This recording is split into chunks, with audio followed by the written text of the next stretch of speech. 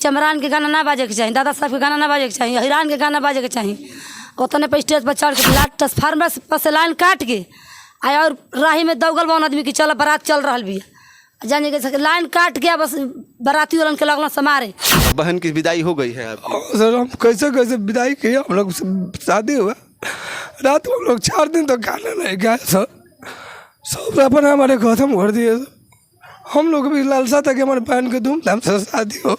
आप ही के जाति के लोग आकर के इनके दरवाजे पर चढ़ कर के मारते हैं, तो फिर वैसा जनगणना करवाने से क्या फायदा है? क्या कभी इन लोगों के घर में आने जा करके और प्रयास किया है आपने कि इनके घर में चूल्हा जलता है कि नहीं जलता है? ये लोग कैसे दिहाड़ी मजदूरी करके अपना परिवार और अपनी बेटी की शादी करते हैं, सूद पर पैसा लेकर के, कहीं से कर्जा उधार लेकर के ये लोग अपनी बेटी की शादी करते हैं। और जब ये लोग अपनी बेटी की शादी करने का प्रयास करते हैं तो वहीं ठेहुना में कि हमारे बुद्धि तो हेंगन होला हेंगान, वही ठेहुना बुद्धि वाले लोग लाठी डंडे से आकर के और इन लोगों को मारते हैं। केस कैले बन जा कुछ हमने के न्याय नहीं किया होत कि हमने के धर पकड़ कर जब गलती कैले वो करा के पुलिस सवाल नहीं खेल सुना।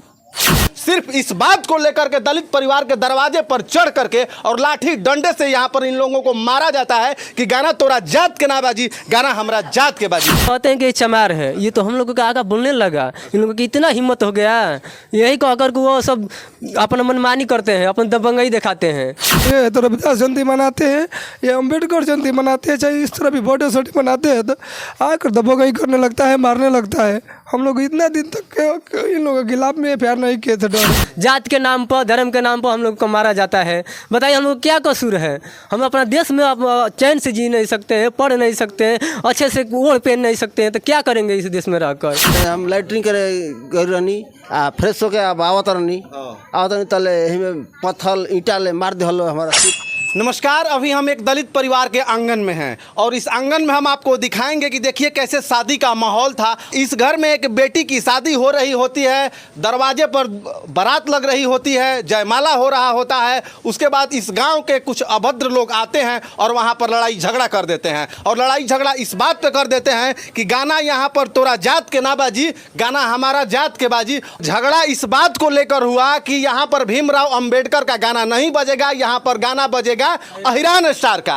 अब सोचिए जरा कि जब अपने जाति को लेकर के गाना बजाने को लेकर के, सिर्फ इस बात को लेकर के दलित परिवार के दरवाजे पर चढ़ करके और लाठी डंडे से यहाँ पर इन लोगों को मारा जाता है कि गाना तोरा जात के ना बाजी, गाना हमरा जात के बाजी। और देखिए यहाँ पर महिलाएं किस प्रकार से डरी सहमी सी बैठी हुई हैं और इन सारे महिलाओं के आंखों में आंसू है। आंसू इस बात के है कि इस घर में बेटी की शादी होती है, सुबह में बेटी की विदाई होने वाली होती है, लेकिन उस रात कैसे कटा होगा जब इस गांव के दबंग अहिरान आते हैं और इनके दरवाजे पर आकर के पीटते हैं इनको। और अगर ये अपने गांव से कहीं जाने का प्रयास करते हैं तो रास्ते में भी घेर घेर के इन लोगों को मारते हैं। जो अहिरान और चमरान को लेकर के यहाँ पर लड़ाई हुआ था, तो क्यों आप लोगों का हमेशा वो लोग टारगेट करते हैं? टारगेट इसलिए करते हैं कि कहते हैं कि चमार है, ये तो हम लोगों का आका बोलने लगा, इन लोगों की इतना हिम्मत हो गया, यही कहकर के वो सब अपना मनमानी करते हैं, अपन दबंगई दिखाते हैं और कहते हैं कि हम लोग क्या होगा, इन लोगों को जो ऐसा दिखाएंगे कि ये चमार है, ऐसे कहकर हम लोगों को डराते हैं।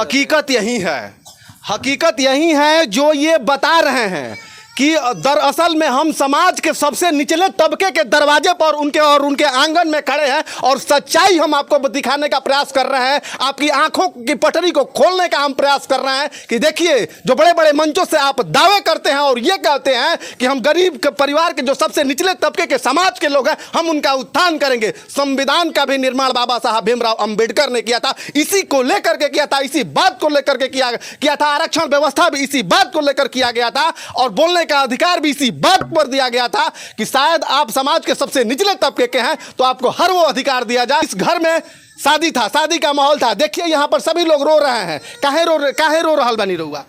दरवाजे पर बैठ के काहे रोवत नहीं रहुआ? हम रोवत सर जी कि हमारे जैसे कि लड़की के जेठानी के लड़की के बारात आए रहे, तो जैसे कि दुआरे बेर सब अच्छी तरीके से लाग गई, जयमाल हो गई बढ़िया तरीके से। हमने लावा लाइन जा कर अपन जीवन टोटरो में तो नोरिया ली जा, अपन काम कर लीजा, जल्दीबाजी में अपन करी जा, जी बारात लोग अपन जाए रहे लोग। अब जान जाए कि हमने के जा अपन टोटरो में करतन जा, और वो लोग नाच बाजा खातिर कहता लोग कि चमरान के गाना ना बाजे के चाहिए, दादा साहब के गाना ना बाजे के चाहिए, हिरान के गाना बाजे के चाहिए। उतने पर स्टेज पर चढ़ के पैसा धरा होते रहे लोग, वो नाच ही कोई लोग बस उतने पर हटाओ लोग तो उतने पर मारा मारी कर लिया लोग। कोई कुर्सी ले मारता, कोई कुछ ले मारता, तो वो तो बरक गई। फिर दोबारा पुलिस के बुलावल गई, माने शुरू में पुलिस के बुलावल गई। तब पुलिस अलन, फिर नाच होखे लागल। नाच होखला के बाद फिर पुलिस चल गई। फिर पुलिस चल गई तो फिर 2-4 लोग खा के जाते रहन कि अपना गाँव चली जाए, हम घर चली जाए बना। तो सर लाट ट्रांसफार्मर पर से लाइन काट के आया और राही में दौगल बन आदमी की चल बारात चल रहा भी जाने के लाइन काट के बस बाराती वालन के लगल समारे। तो एगो दियादिन कहली फ़ोन, ये बारी फ़ोन कहली कि से आई जा, जल्दी मार हो गई बा रोड पर।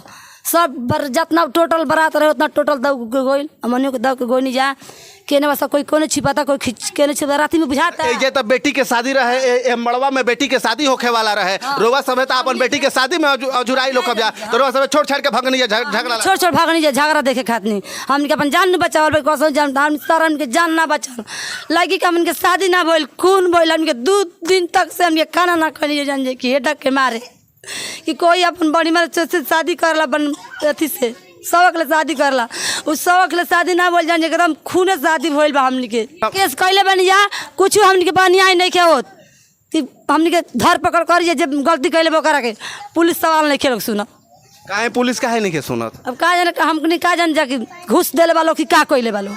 अच्छा ये बताई कि जौना दिन रोवा बेटी के शादी रहे तो उससे पहले भी रोवा सबके दबावे के काम कइल गिल बा का? हाँ, रविदास से पूजा ले झगड़ा चलत है सर, रविदास से पूजा ले। तो काहे रविदास पूजा से झगड़ा, रविदास पूजा से ई झगड़ा काहे चलल आ रहल बा और अभी तक चल रहल बाटे? नौबत ई आ गइल बाटे कि रोवा अगर परिवार में बेटी के शादी बाटे तो वहाँ पर बारातियों के मारल जाता है, रोवो सबके मारल जाता है, काहे? हाँ मारा तो वही रविदास पूजा के लेके कि वही बारात के दिन अक्सा खोजल जाई तो मारल जाई। रविदास पूजा वाला झगड़ा अभी तक काहे चल रहल बाटे? तक से चल रहल बड़ी वही के चलते गनवे के चलते का कहतनी मने ई गनवे के चलते ओहू में भइल बा, एहू में भइल बा। गनवे के चलते? हां गनवे के चलते चल। एजा गाना जौन बात तो नहिरान स्टार के बाजे के चाहिए, एजा तो हम लोग के गाना ना बाजे के चाहिए, ये बात बा। हाँ, मेन बात यही है कि इन लोग को दबंगई दिखाना चाहते हैं और चाहते हैं कि हमारा गाना बजेगा, ये प्रोग्राम करेगा कुछ भी, चमार कुछ भी प्रोग्राम करेगा उससे मतलब नहीं है, लेकिन गाना हम लोग का बजना चाहिए, यादों का बजना चाहिए, अहिरान के। मैंने कहा है ये बिहार यादव के बाबू के हका। हाँ, ये